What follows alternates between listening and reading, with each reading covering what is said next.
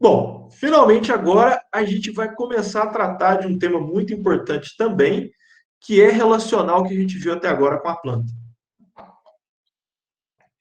Então, vamos lá. Como que a gente avalia se aquela água que está retida no solo está disponível ou não para as plantas? Então, existem aí conceitos que procuram se aproximar, né, de dizer se tem ou não disponibilidade de água para a planta. E hoje a gente vai tratar do conceito clássico, que é o conceito que iniciou lá na década de 20, para vocês terem uma ideia, e ele foi sendo evoluído, aprimorado, né, e é útil até os dias atuais. Basicamente é o quê? Se eu pegar aí todo o nosso diagrama trifásico do solo, eu tenho aqui, né, da saturação até o solo seco, ou seja, tenho macro e microporos, aqui eu tenho a porosidade representada. Eu vou transportar isso aqui e vou tombar, né? Então, vocês estão vendo aqui o solo saindo desde a saturação até secar. E como vocês estão observando por esse esquema, toda a água que fica retida, ou toda a água que está dentro da porosidade, não está disponível para as plantas. Respondendo uma das nossas perguntas, né? Toda a água que está no solo, retida no solo, está disponível para a planta? A resposta é não. Observe que parte dela. E que parte é essa? Que vai de um intervalo que a gente chama de limite superior, que é a capacidade de campo, até um limite inferior, que seria o ponto de murcha permanente. Tá certo? Esse é o nosso conceito clássico de disponibilidade de água, ou de água disponível. Pegar a umidade associada aqui à capacidade de campo e descontar do ponto de murcha permanente. Então, vou dar uma ideia da capacidade do solo de armazenar e fornecer água que as plantas podem utilizar. Mas, afinal, o que é capacidade de campo e o que é ponto de murcha permanente? A capacidade de campo, vamos dizer assim, né? Imagine uma situação onde, agora é difícil de imaginar isso, porque nós estamos em julho, né? Mas imagine uma boa chuva que vai saturar o solo completamente. Todos os poros aqui, portanto, cheios de água, tanto os macro quanto os micro. Depois que essa chuva parou, o que vai acontecer? Vai haver ação da gravidade e essa água vai começar o quê? A sair do solo. Nesse processo de saída da água do solo, né, vai atingir uma velocidade que no primeiro momento é alta, porque tem bastante água e ela está saindo pelos macroporos, então estou descrevendo o processo de drenagem. Só que aí, a partir de 24, 48 horas, ou até 72, que é o que está previsto no conceito original, de 1 a 3, 4 dias, essa água vai começar praticamente a deixar todos os macroporos, talvez parte dos micro, e aí, a velocidade de remoção dela vertical, que é o que a gente colocou aqui, a taxa de movimento descendente, ela vai atingir uma velocidade que é mínima. Ou seja, a água continua saindo do solo pelo processo, né, que a gravidade está puxando, está empurrando essa água para ir para o lençol freático, mas sai com uma velocidade bem reduzida, certo? Nessa condição, a água que fica ali armazenada no solo, que fica parada, retida no solo, dentro de provavelmente todos os micro ou parte dos microporos, porque dos macroporos é drenagem, então vai embora. Essa água que fica ali retida é a capacidade de campo. Né? Observe que esse conceito tem algumas limitações. O que é uma mínima taxa de descendente? Né? Qual que é essa taxa? É 1 centímetro por dia de remoção? Então, aqui a gente tem uma série de aproximações para poder chegar nesse valor. Né? Então, a gente precisa ter uma forma mais prática, que não essa forma de campo, de determinar a capacidade de campo, que faça pelo menos uma aproximação disso e que seja útil para a gente poder calcular a água disponível, calcular indicadores para o manejo da irrigação. Então, a gente vai ver como que a gente faz isso, tá certo? O ponto de murcha permanente é o seguinte: o solo estava na capacidade de campo, a água vai sendo extraída pela planta, né? Tá aqui um cafeeiro, né? Mostrando que essa água foi, pode ser extraída pela planta. Eu também tenho evaporação, e continua tendo drenagem, né? A drenagem não ocorre só aqui, ó, entre a saturação e a capacidade de campo. A drenagem ocorre aqui também. Então, continua tendo drenagem. E aí, o que, que vai acontecer? Quando esse solo secar bastante, mas não completamente, e tiver água retida, né, de uma forma tão forte, em poros muito pequenininhos, que essa água não mais sai do solo e vai para a planta não consegue retirar essa água, e aí ela começa a murchar, murchar, murchar, e não consegue recuperar a turgidez, eu tenho o ponto de murcha permanente. Certo? Bom, esses são os conceitos. Mas, na prática, como que a gente vai estimar isso? Utilizando a curva de retenção de água no solo. Até aí, tudo bem, pessoal? Professor, Pois não. o ponto de murcho permanente não acontece quando há falta d'água também, não? Isso, perceba que ainda tem água. Né? Vamos olhar aqui pela curva de retenção que vai ficar mais fácil. Eu tenho água ainda. Ó. Se eu olhar aqui o ponto que eu vou estimar o ponto de murcho, ainda tem água, muito pouco. Então, falta água da condição ideal para a planta. Então, vamos só adequar a sua frase porque ela está correta. Falta água da condição ideal. E olhando pelo esquema que eu estou mostrando aqui, usando a curva de tensão, qual que é a condição que não falta água para a planta? Qual que é a condição que o solo está com o tanque cheio? A condição ideal, ótima, que a planta, se tivesse lá, ia produzir o máximo possível. A capacidade de campo.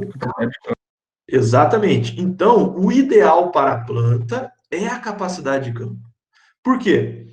Porque se eu analisar essa curva de retenção de água, pessoal, esse ponto aqui, ó, que o solo retém o máximo de água, o maior valor da curva, que a energia é praticamente zero, ou seja, né, tem tanta água que ela está livre, tanto é que ela vai o quê? Drenar. Que condição é essa aqui? O ponto máximo dessa curva. Quem já observou isso aí? Acho que eu já comentei aqui um pouquinho. O que, que esse valor representa? O máximo de água que o solo consegue reter. Aqui é a saturação. Isso, é a saturação. Perfeito, Rafael. Aqui é a saturação. Essa condição é ideal para a planta, pessoal? Não. Por que, que ela não é? Porque nessa condição, todos os poros vão estar o quê? Cheios de água. E aí alguém colocou aqui, está certinho. Não tem ar. E se não tem ar, não tem difusão de oxigênio. Né? E aí a planta vai amadurecer. Tirando o arroz, né? O arroz você pode botar ela nessa condição aqui, que está tranquilo. Ele tem arênquima, ele tem uma estrutura vegetativa. Né? Existem outras plantas também que são adaptadas. Mas a maioria das plantas que a gente conhece, se a gente puxar a memória, não são adaptadas. Então, a saturação não é a condição adequada porque falta ar. Vai ter uma difusão de oxigênio e de CO2 muito limitada. Tá claro? Exatamente, Dayana. Aqui eu vou ter anoxia, vai ter falta de oxigênio. Tá bom? Se eu tiver nessa condição aqui, eu vou ter provavelmente hipoxia. O oxigênio não está atendendo tanto que a planta precisa, porque eu tenho pouco espaço, né, de poro com ar. Observe, então, que essa água que sai da saturação até a capacidade de campo é uma água que é muito importante para quê, pessoal? Para drenar e fazer com que ocorra o quê? Principalmente o pessoal da engenharia ambiental aí. Estão ligados? Não? Exatamente, a recarga. Então, isso aqui, para a gente ter uma ideia do indicador, né? Ter uma ideia do potencial de recarga, eu posso ver essa água aqui, ó, entre a capacidade de campo e a saturação. Essa água é muito importante para a recarga. Né? A gente tem trabalhado com isso em projetos ultimamente, se der tempo eu mostro para vocês. Então, essa água é muito importante para a recarga, não é para a planta. Já aqui a condição, respondendo a pergunta do colega, aqui é a condição ideal. Saiu daqui, deixou de ser, né? E a gente vai ver mais detalhes disso à frente. Então, aqui está a capacidade de campo e aqui está o ponto de murcha permanente. É uma condição que o solo não está totalmente seco, beleza? Essa água abaixo do ponto de murcha é o, entre aspas, o reservatório morto, né? Se a gente pensar esses reservatórios, daqui a pouco a gente vai começar a ouvir essas notícias aí. O reservatório de Furnas, o Cantareira, está no volume morto. O que quer dizer isso? Quer dizer que está numa condição que eu não consigo bombear água mais para o abastecimento, mas tem água lá ainda. Então, no solo é isso. Quando eu estou abaixo do ponto de Murch, é uma água retida num poro muito pequeno, com muita energia. Está aqui mostrando, né? Matéria orgânica e minerais, área superficial específica. O que é isso? É uma água retida já por absorção, que a gente chama de residual. Beleza? Isso, pessoal. Perfeito aí. Estou vendo as manifestações aqui no chat. Como que eu determino essa água disponível, então? Preciso fazer a diferença entre capacidade de campo e ponto de murcha permanente. Nesse caso, 0,4 menos 0,1 dá quanto? 0,3. Determinei a nossa CAD. Qual que é a unidade de medida? Aí eu vou acompanhar a unidade de medida aqui do eixo Y, nesse caso, metros cúbicos, metros cúbicos. Mas como que eu determino essa capacidade de campo e esse ponto de Murcha? Como que eu chego nesse valor 0,4 em laboratório para eu ter uma estimativa? Tem erro? Tem, mas uma estimativa. Aí eu preciso desses equipamentos, né? Então, a capacidade de campo, ela pode ser estimada no 33, no 10, como está aqui na figura, ou no 6 quilopascal, certo? O ponto de Murcha, lá no 1500. Então, aqui está o 1000, aqui está o 1500 quilopascal. Professor, por que 1500 não tem nem variantes aqui, 1700, 2000, 1300? Porque a curva aqui, ela vai variando muito pouco o eixo Y com a variação do eixo X, né? Essa é uma curva esquemática. Dá uma olhada numa outra curva que eu mostrei aqui para vocês, ó. Para solos aqui do campus da UFRA, para vocês terem uma noção. Então, aqui, ó, ela é praticamente o que a gente chama de assintótica, né? Ela é paralela ao eixo aqui, ó. Varia muito pouco quando ela está próxima do ponto de Murcha permanente. Tá certo? Então, por isso que aqui o 1500 está de bom tamanho, não precisa se preocupar. E as culturas, tem alguns estudos que mostram, umas no 1300, outras no 1700, mas como a umidade muda muito pouco aqui, então eu não vou preocupar, já que eu tenho que preocupar. Porque vejam que se eu considerar 10, é 0,4. Se eu considerar 6, 2, 3, 4, 5, 6. Aí isso aqui já vai ser 0,45. Se eu considerar 33, 10, 20, 30, mais ou menos aqui, ó. Olha a diferença disso aqui, pessoal. Né? Saiu lá de 0,45 para 0,26, 27. Então, aqui tem que ter muito cuidado. Então, eu vou dar uma dica para vocês já, com base nos resultados de pesquisa. Se você não souber nada do solo e quiser ter uma estimativa bem genérica, eu não recomendo isso. Mas se você precisar disso, às vezes não tem escolha, né? Utilize 10. Tá certo? 6, a gente tem observado com os últimos resultados de pesquisa, e tem até uma validação de campo do professor Mozart Martins Ferreira, mostrando que 6 é o mais adequado do que 10 do que o 33 para os solos que têm estrutura granular, ou seja, para os latossolos. Tá?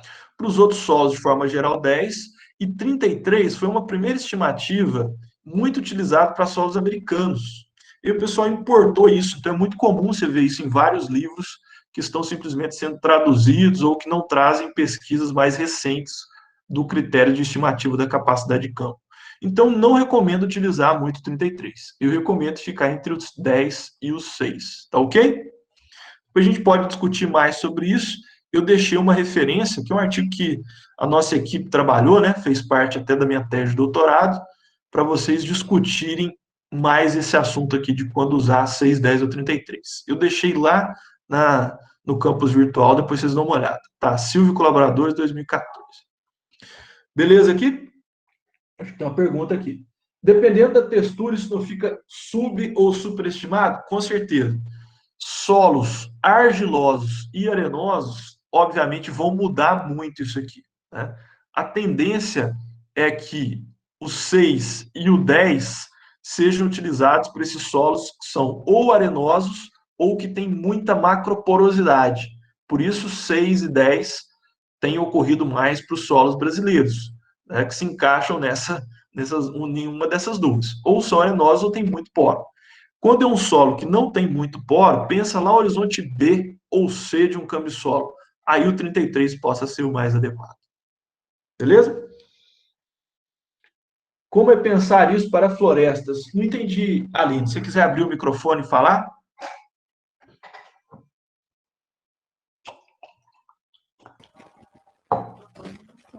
Pensar isso? Como assim? Pode falar.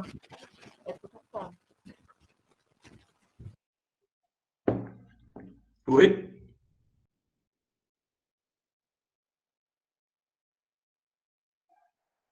Meu microfone não funciona bem. Ah, tá. Se você quiser digitar, então?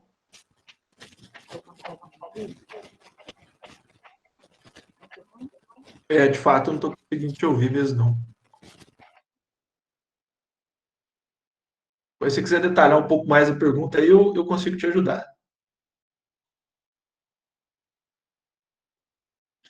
Será que você está querendo dizer em relação se o valor, por exemplo, do pão de bucha permanente muda de uma planta para outra?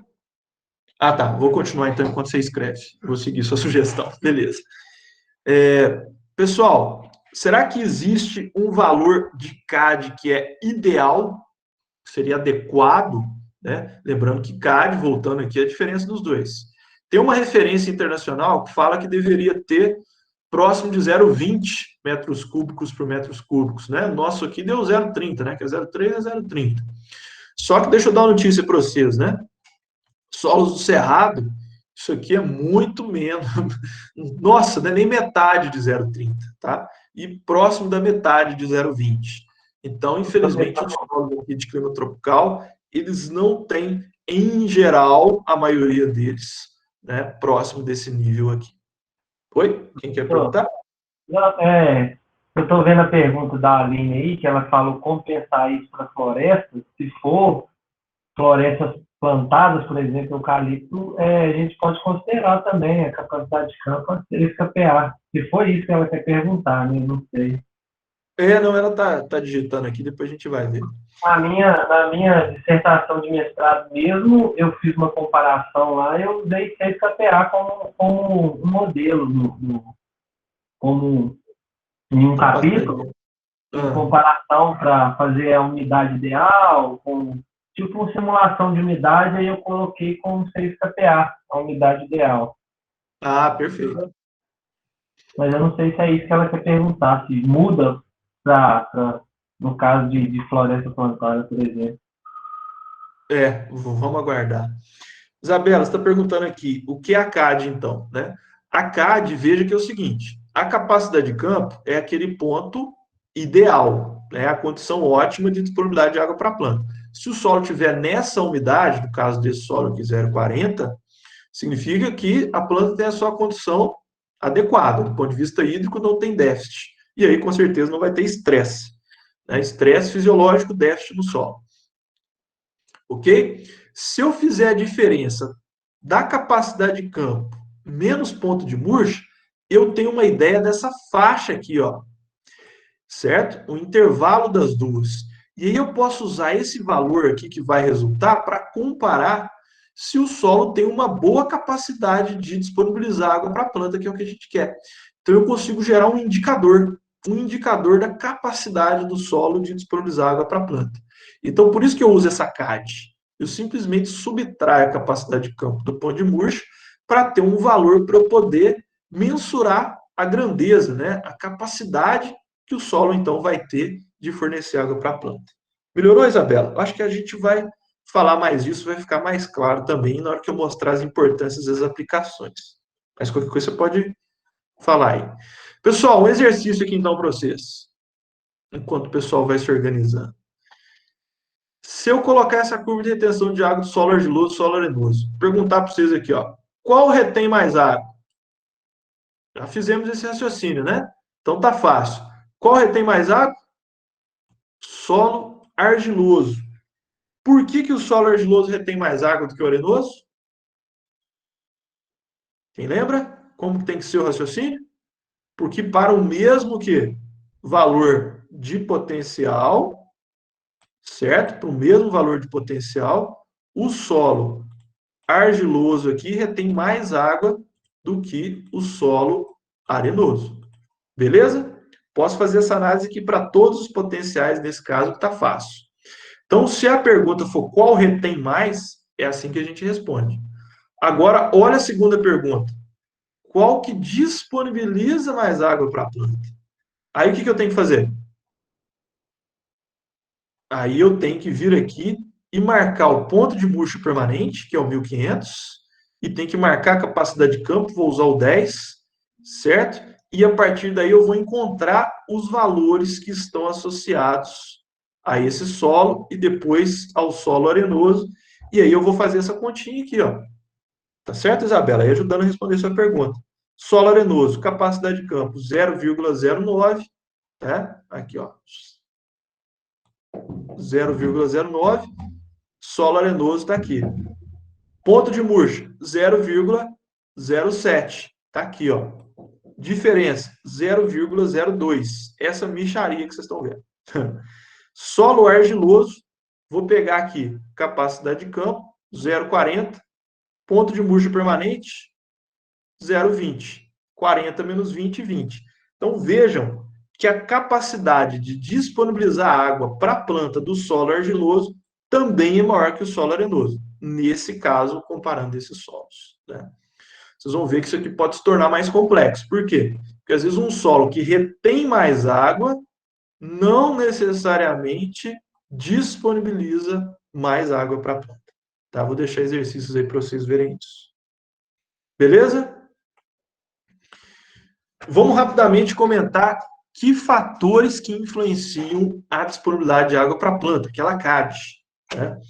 E aí, observe, tem uma figura esquemática que o professor Zé Miguel Reichert, da Federal de Santa Maria, fez uma adaptação aqui, com base no livro dos professores Braid e Will, que é um livro muito famoso nos Estados Unidos, mostrando o seguinte: à medida que o solo vai ficando mais argiloso, né, nesse sentido aqui do eixo Y, olha, a capacidade de campo aumenta, porque aumenta a retenção de água, como a gente viu, e o ponto de murcha também. Só que observem que aqui eu tenho o quê? Uma maior diferença. Então, significa que a água disponível, a CAD, né, ela está aumentando também na medida que o solo fica mais argiloso. Seria ótimo, né? Mas eu disse para vocês que é complexo. Esse aqui é o trabalho que a gente fez recentemente, mostrando o seguinte: naquele solo muito argiloso, né, que é um latossolo oxídico, observem que essa diferença caiu para 0,12. Então, se olhar os dados dessa figura aqui, ó, um solo arenoso tem uma CAD de 0,2. Solo argiloso, 0,20. Então, essa é a diferença. Aqui está até argiloso, né? Se fosse um muito argiloso aqui, então, né, isso aqui é como se afinasse, porque aqui continua a subir e aqui não subiu tanto. Então, isso aqui vai diminuir. Diminuiu para 12. Né? Então, infelizmente, os nossos latossolos, eles retêm muita água, como a gente disse anteriormente, mas não tem uma alta capacidade de disponibilizar água para a planta, se eu considerar cada grama dele, ou seja, cada grama de água disponível para a planta, né, ou centímetro cúbico de água para cada centímetro cúbico de solo. Beleza? Por isso que a gente tem que considerar outros fatores nessa análise. Tá claro isso? Beleza? Deixa eu ver aqui se tem mais alguma dúvida. Ah, tá. Parece que esses termos são mais referentes à parte agronômica. Para a parte de floresta e de restauração de florestas também há valores? Ah, Aline, não, esses termos não só para a parte agronômica, não. Essa CAD, na verdade, ele é até chamado de um conceito mais ecológico do que agronômico. Daqui a pouco eu vou diferenciar ela para você perceber isso. Né? A CAD ela serve sim para florestas. Né? Como o ponto de murcha ele ocorre para qualquer planta, serve tanto para florestas quanto serve para culturas que são utilizadas na parte agrícola. Tá certo? Pessoal, a matéria orgânica também interfere na disponibilidade de água. Né? Observem que, tal como a gente viu para a textura, né? Isso aqui é feito para solos travando a textura, solos francos e siltosos. Perceba que a gente tem muito gap, a gente tem muita demanda por pesquisa básica. Isso aqui não foi feito para solos de todas as texturas, né? E nem foi feito para solo brasileiro. Eu mesmo tenho muita vontade de trabalhar com isso aqui. Se alguém quiser se voluntariar a trabalhar com pesquisa, tem uma demanda muito grande para a gente ver isso. Qual que é o efeito da matéria orgânica nos solos de clima tropical? Observem que a matéria orgânica está aumentando o valor do ponto de murcha permanente e está aumentando o valor da capacidade de campo. Felizmente, a diferença aqui que é a água disponível, né? Capacidade de campo menos ponto de murcha, aumentou com o teor de matéria orgânica, tá? Mas eu já tenho alguns dados aí que eu não cheguei a publicar, mostrando que, infelizmente, para um solo muito argiloso, isso aqui é mais ou menos isso aqui, ó. Então, a diferença não é tão grande assim. Mas eu quero expandir isso aqui para mais solos para a gente chegar nessa conclusão. Se alguém tiver interesse, depois a gente troca uma ideia. Beleza? Enfim, matéria orgânica influencia positivamente na grade.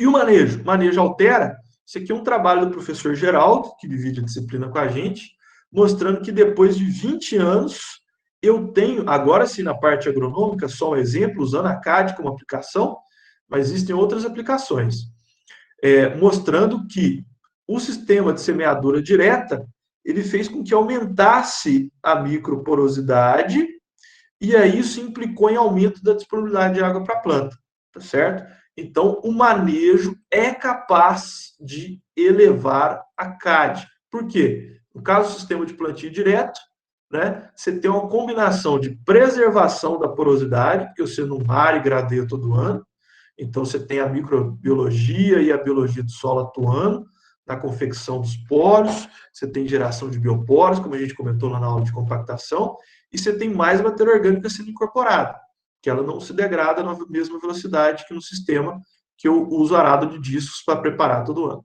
Então, você pode ter um aumento na CAD. E, além disso, né, um outro fator que está relacionado com o manejo, né, que eu quero mostrar para vocês é o seguinte: esse conceito ele não se limita em capacidade de campo menos ponto de murcha, que são os fatores que a gente viu aqui que depende do solo. Estrutura, matéria orgânica, textura, mineralogia. Eu vou considerar também o Z, vou multiplicar pelo Z. O que seria esse Z? Até onde chega a profundidade efetiva. Então, se for, por exemplo, vamos usar esse esquema aqui, ó. Se for uma espécie florestal nativa, que tem raiz adaptada, que independentemente das condições do solo, desce o seu sistema radicular, entre aspas, a profundidade, aí, nesse caso do esquema, até 1 metro, ela aproveita muito mais água do que vegetações graminoides aí que vão ter a raiz concentrada em 40 centímetros, tá certo? Se for uma planta de café cultivada e ela desceu o seu sistema radicular a 1 metro e outra que o sistema radicular está contido a 40 centímetros, também tem um efeito na CAD. Por quê? Porque o Z multiplica tudo. Então, vocês já perceberam qual que é a ideia, né? Qual que é a ideia? Combater tudo que faz, né, com que o sistema radicular fique superficializado. Então, está aqui um material lá do Pedologia Fácil, do Hélio do Prado, né, um esquema muito bonito, representativo, mostrando isso. Quais são os fatores que impedem o crescimento radicular das plantas, pessoal? Coloquem aí no chat. O que vai fazer com que a planta, né, não aprofunde o seu sistema radicular, que é o desejado? Compactação, beleza. Nutrição inadequada, beleza. Tem outro, não? Na aula de compactação, a gente viu até a diferença dos dois. A resistência à penetração é uma forma de medir a compactação. Opa, a Aline colocou ali, ó. Adensamento, o Maria Eduardo detalhou. Alumínio na subsuperfície. Exatamente.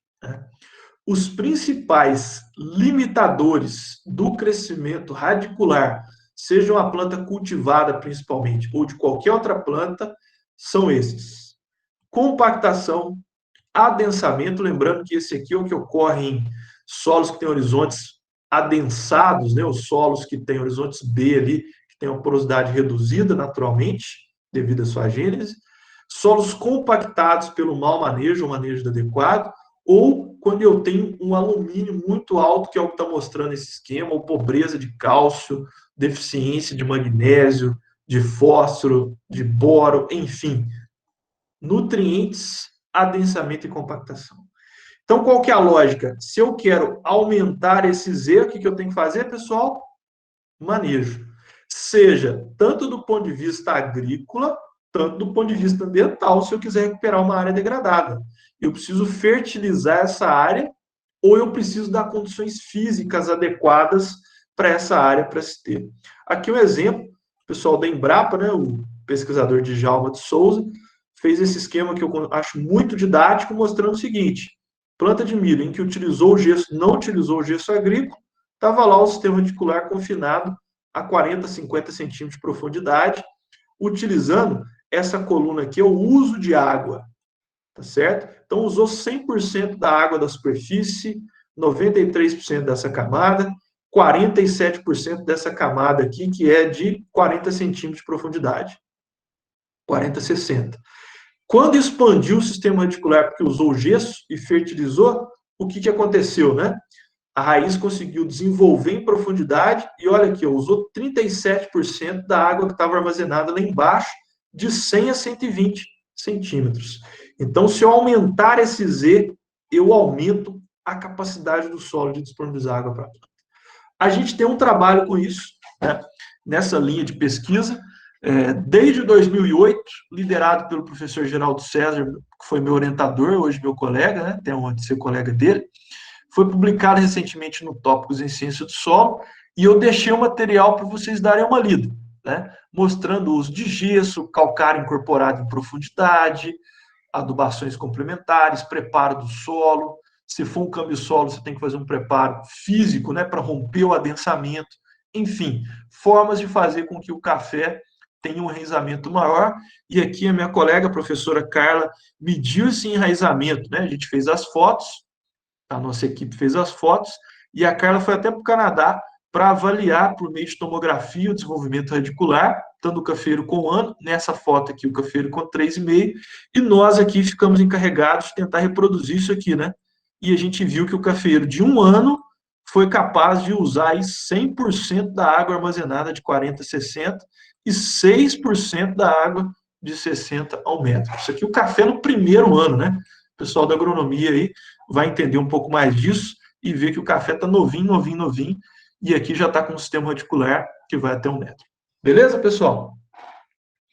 O Vinícius está pedindo aqui para eu explicar o conceito de Z, acabou de explicar. Ah, beleza. Ficou claro, Vinícius? Importante. Então, o Z é a profundidade efetiva que o sistema radicular alcança, que é o que a gente tem que tentar deslocar com o manejo, pensando em obter o que a gente chama de uso eficiente de água. Essa aqui é a minha principal linha de pesquisa dentro da agronomia. É essa aqui, compactação. Depois o pessoal da agronomia aí, se tiver interesse, a gente conversa mais. Tá certo? Dentro da agronomia, isso aqui é o que eu mais trabalho.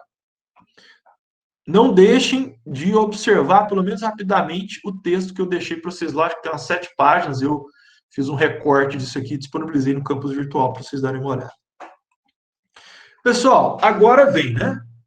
Uma coisa que a gente precisa ver, até para ficar claro para o pessoal aí da diferença da irrigação, o pessoal da agrícola, o pessoal da zootecnia, pensando em simplesmente fornecer água para a planta, o pessoal da ambiental e da floresta e o pessoal da agronomia. Dá uma olhada nesse gráfico. Aqui no eixo X, o que eu tenho? Capacidade de campo, condição ideal para a planta, beleza? Aqui eu tenho o ponto de murcha, condição que a partir daqui eu tenho murchamento permanente, condição que a planta vai murchar e vai morrer. Observe o seguinte, então aqui eu tenho a máxima capacidade de disponibilizar água para a planta. Eu tenho a CAD, né? Daqui até aqui eu tenho a CAD. Como vocês acham que a planta interage com essa disponibilidade de água para o solo? O que está aqui no eixo Y? A atividade dela. Então, eu entendo o crescimento, a transpiração. 100% é máximo na capacidade de campo. Por essa hipótese A, da capacidade de campo até o ponto de murcho permanente, o que vocês estão observando? A atividade da planta permanece 100%. Significa o quê? Que entre a capacidade de campo e o ponto de murcho, a planta não tem estresse. Ela funciona no seu máximo. Será que isso acontece, pessoal? Na hipótese B, essa atividade da planta em 100% permanece até um certo ponto e depois começa a cair linearmente até chegar ao ponto de murcha, e depois murcha mesmo, né? Aí a vaca foi para o brejo. E essa hipótese C saiu da capacidade de campo, já começa a reduzir a atividade da planta linearmente. Pergunto para vocês, qual dessas hipóteses está certa? A B ou a C? Tem gente colocando C, tem gente colocando B. Qual dessas hipóteses está certa? Ó, mais uma pessoa colocando B, outra B. Então vamos lá, né? Sem muito mistério, todas estão certas, né? Existem plantas que se comportam como A, existem plantas que se comportam como B, existem plantas que se comportam como C. E dentro do estádio fenológico, se a planta está na sua fase vegetativa, reprodutiva, no florescimento, enchimento de grãos, isso aqui vai mudar. Então vamos usar a seguinte abordagem. Se eu estou pensando numa abordagem ecológica, daqui até aqui, que é a hipótese A, né, é uma hipótese ecológica. Eu não estou pensando, né, em manter a planta na sua atividade máxima. Então, eu posso utilizar esse conceito dessa forma.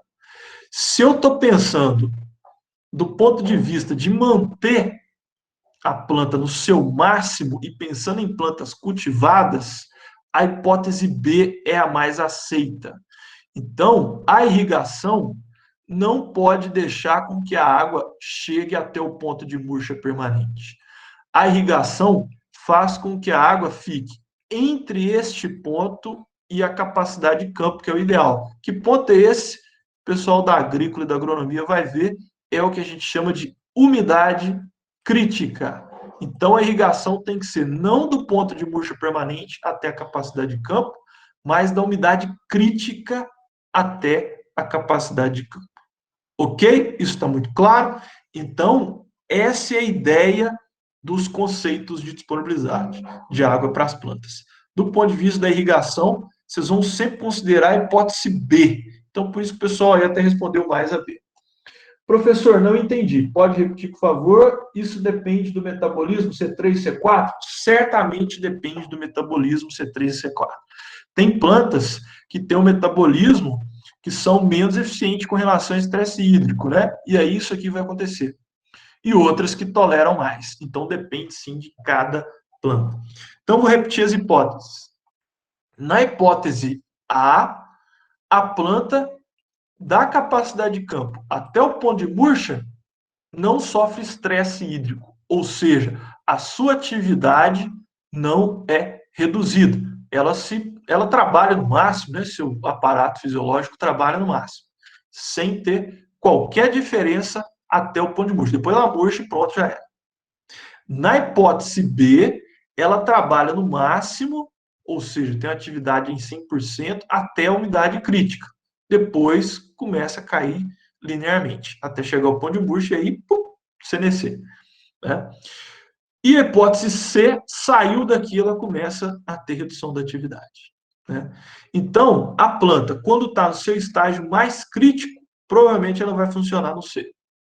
Quando ela está no estágio que ela não depende muito, por exemplo, quando ela já está lá depois do enchimento de grão, lá para frente, quando já está na maturação, mais para frente ainda, quando você até já colheu, se deixou no campo, aí ela funciona, por exemplo, na A. Né? Então depende muito da planta, depende muito, né, do seu estágio fenológico.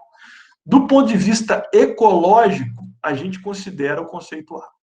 Tá? Então essa é a limitação da CAD. A CAD é isso aqui, ela considera que é igualmente disponível, como vocês estão vendo que na realidade não é. Então, para a irrigação, vocês vão considerar a hipótese B. Beleza? Ficou um pouco mais claro? Tranquilo? Bom, a CAD, apesar dessa limitação, tem muitas aplicações. A gente já falou do manejo da irrigação, ela serve para recarga de água, ela serve para a gente definir época de plantio, por exemplo, pensando no pessoal da agronomia. Né? Eu vou plantar porque um solo que tem mais CAD, ele disponibiliza mais água, eu posso plantar nele um pouco mais tardiamente. um solo que tem uma menor CAD tem que plantar rápido, porque senão rapidinho o reservatório de água vai se esvair, a planta vai sentir estresse. Zoneamento agrícola, pessoal que fez agrometeorologia vai lembrar, né? Por meio da CAD, eu chego nessas regiões. Aqui é o zoneamento do café, feito pela Federal de Viçosa, pelo professor Gilberto Sediama, para Minas Gerais. Depois tem umas outras atualizações aqui, né? Mostrando o seguinte, essa área que está em vermelho aqui, ó, eu não tenho uma satisfação plena da demanda hídrica para o café, então eu tenho um risco alto de cultivar o café aqui. Por isso não é adequado cultivar café sem irrigação nessa área em vermelha do mapa, né? Claro, a gente pode questionar isso aqui do ponto de vista solo, né? Qual será que foi a CAD que foi utilizada para construir esse zoneamento? Eu sei, é 100 ou 125 milímetros, né? Se trocar de solo para solo, isso pode mudar. Isso aqui é uma oportunidade muito grande para pesquisa, eu também tenho vontade de trabalhar com isso. Aptidão agrícola, que deriva disso aqui. Posso mostrar quais que são as áreas que são mais adequadas para cultivo. Planejamento agrícola e financiamento rural, né? Para o pessoal fazer o financiamento rural, vocês vão olhar aí os grandes bancos todos, né, que fazem financiamento rural, seja os públicos ou privados, eles vão ver a textura do solo e eles vão ver o zoneamento para poder ver se eles vão te emprestar dinheiro para custeio agrícola em função disso aqui, em função da CAD do seu solo. Solos que têm maior CAD, solos que têm maior água disponível, têm menor risco de quebra de safra. E aí você vai ter, com certeza, uma liberação de crédito mais facilitada, né? Levantamento de solos. A gente conhecer o regime hídrico dos solos diferentes, até para classificar eles, a gente precisa disso. E na qualidade do solo, que é o que, se der tempo, a gente vai falar aí um pouquinho mais também. Beleza? Então, a CAD, ela tem muita aplicação, por isso que eu estou gastando tempo para explicar isso para vocês. Isso aqui é um trabalho feito pelo pessoal do IAC, muito interessante, mostrando que aqui, ó, como vocês estão vendo nessa linha, trocou de solo, o porte, a altura das plantas aqui, nesse caso de cana, mudou muito. Mudou o tipo de solo. Mas o que mudou, na verdade? Mudou a CAD. Então, eles agrupam os solos de uma mesma fazenda para criar os ambientes de produção de cana, né, em função da CAD dos diferentes solos presentes.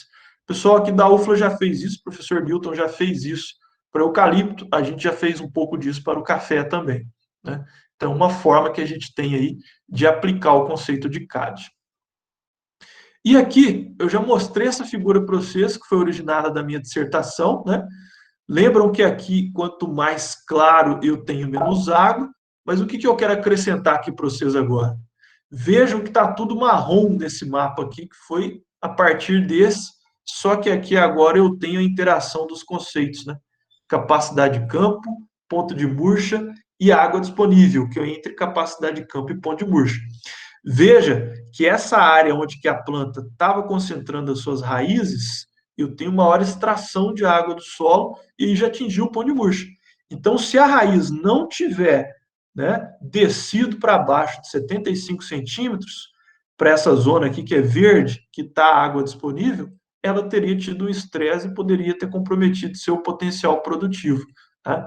Mas a gente checou que a raiz estava até 1 metro, né? Mostrei para vocês, e ela atingiu essa área azul e até essa área verde, desculpa, essa área verde até a área azul, mostrando que ela aproveitou a água. Beleza? Aqui, um outro conceito, que é o conceito de intervalo hídrico ótimo, que eu não vou entrar em detalhes aqui, depois eu posso gravar um vídeo aí e colocar como material complementar para vocês conhecerem essa ferramenta. Essa ferramenta, a gente pode dizer que ela é um avanço para a CAD, parte dela, ela foi elaborada pelo pesquisador John Letten, que é um pesquisador americano que teve a ideia, né, a concepção. Depois o professor Álvaro Pires, lá da Exalc, que já faleceu, teve a ideia de quantificar esse índice e a gente tem trabalhado com ele também, né? Então, aqui, como eu mostrei para vocês, a CAD vai da capacidade de campo até o ponto de murcha. Mas será que entre a capacidade e o ponto de murcha eu não posso ter uma limitação ainda de aeração e até de resistência à penetração? Então, é isso que esse conceito se propõe a avaliar, né? E se der tempo, depois eu explico mais para vocês, né? Isso aqui vai acontecer principalmente quando eu tenho compactação. Então, mesmo tendo disponibilidade de água para a planta, eu posso ter uma limitação do intervalo hídrico adequado ou ótimo pela porosidade de aeração e pela resistência à penetração. Beleza, pessoal? O último tópico aqui que eu quero abordar bem rapidamente também é a questão da energia da água no solo. Até aí tudo bem? Tá tranquilo? Vejam que tudo que a gente falou lá na curva de retenção, né, tem a ver com um dos potenciais, que é o potencial matricial. Eu não sei se o Rafael está aí ainda, ele tinha me feito uma pergunta, não o Rafael Maia, o outro Rafael, sobre a questão do efeito salino, né? Será que isso não interferia? Interfere. Então, na verdade, esse potencial, que é o osmótico, juntamente com outros dois potenciais aqui, são os potenciais básicos, que são componentes do potencial total da água no solo. A gente já mostrou para vocês que energia cinética a gente pode desprezar, porque o movimento da água é numa velocidade, ele ocorre numa velocidade muito pequena. Então, pensando na energia potencial da água no solo, existem outros componentes. O matricial, que é o que a gente vem estudando, que depende aí, na medida que o solo vai secando, ele aparece, né? Que é o que é modelado pela curva de retenção de água, que a gente estudou aí na aula de hoje, nas anteriores. Além disso, eu tenho essa componente osmótica, significa o quê? Que quanto mais sais, então a condição salina, ou quando eu faço uma adubação pesada, né? Com potássio, por exemplo, né? Eu posso ter com que a água fique retida, né? Ela seja ali retida porque ela vai ter uma interação com os sais e ela vai deixar de estar disponível para a planta porque ela está interagindo com os sais. Então, isso também vai roubar a energia da água, que é o que a gente vai ver agora. Posso ter um potencial de pressão que surge quando o solo está saturado, então ele não é muito comum. E posso ter o potencial gravitacional, que esse sim sempre vai estar presente, que tem a ver com a posição da água, se ela está mais distante da raiz ou não, pensando em disponibilidade de água para a planta. A soma desses, eu tenho potencial total da água no solo. Né? Esses dois, normalmente, a gente considera desprezível, porque eles têm valores bem pequenos. Por que o potencial ele é negativo? Vocês devem ter percebido isso aí nos slides. Por quê? A gente diz que o potencial vai ser zero quando eu tenho a água livre e pura. Só que a gente sabe que a água, quando eu levo ela para o solo, ela é pura, pessoal. Ela vai interagir com os sais, né? E aí eu vou ter a solução do solo. Ou seja, potencial osmótico aparecendo. Né? Tem o efeito dele. E na medida que ela chega no solo, eu tenho as cargas elétricas, né? E essas cargas elétricas aqui vão interagir com a água e aí vai roubar a energia dela. Por isso que a gente diz que o potencial vai ficando cada vez mais negativo aqui no solo e por isso a água vai sempre fluir do maior para o menor potencial. Quer dizer o quê? Sai do seu estado livre padrão. Então, imagina aí, acabou de chover, né? Bastante água chegando no solo, potencial bem baixo. E isso aí vai ficando atraído pelas cargas do solo e aí o potencial vai ficando cada vez mais negativo. E isso é o que dita todo o fluxo de água na natureza, saindo aqui do solo até chegar às raízes, até ir para a folha e até ir para a atmosfera. E por que isso acontece nesse sentido? Porque a atmosfera é onde que eu tenho um potencial mais negativo, é onde que tem menos água. Então a água vai sair daqui e vai passar pela planta, saindo do solo, até chegar à atmosfera. Tranquilo? Então, rapidamente, é isso que explica o movimento da água do solo para a raiz, da raiz, né, para o caule, do caule para uma folha e dali para a atmosfera. Pessoal, existe uma outra classificação que eu deixei ela para o finalzinho aqui, já encerrando a nossa aula, a mais antiga e que não é utilizada mais hoje, mas vocês podem encontrar muita referência a ela, que é a tal da água gravitacional capilar higroscópica, né? Então, a gravitacional seria aquela água retida nos macroporos, que fica ali rápido e adrenada, né? Que é a que provoca lixiviação, porque se ela drena, vai os nutrientes dissolvidos. Enquanto que a água capilar é aquela que está nos micro, né? Aquela que está parcialmente ali permanente no solo, que não é removida pela drenagem, então seria aquela água que está na capacidade de campo. até um pouco menos, que é a solução do solo, até chegar na água higroscópica, que é aquela ali que está próximo do ponto de murcha permanente, né? A água residual, que vai embora somente no estado de vapor. Mas como a água é uma só, a gente abandonou essa forma de tratar a água e utiliza o conceito do potencial para explicar ela. Beleza? Potencial total, na verdade, e basicamente desse potencial total, a gente fica aí com o potencial matricial como tendo a maior relevância dentro do contexto de retenção de água no solo. Beleza? Eu vou fazer o quê? Eu vou deixar esse exercício na tela para vocês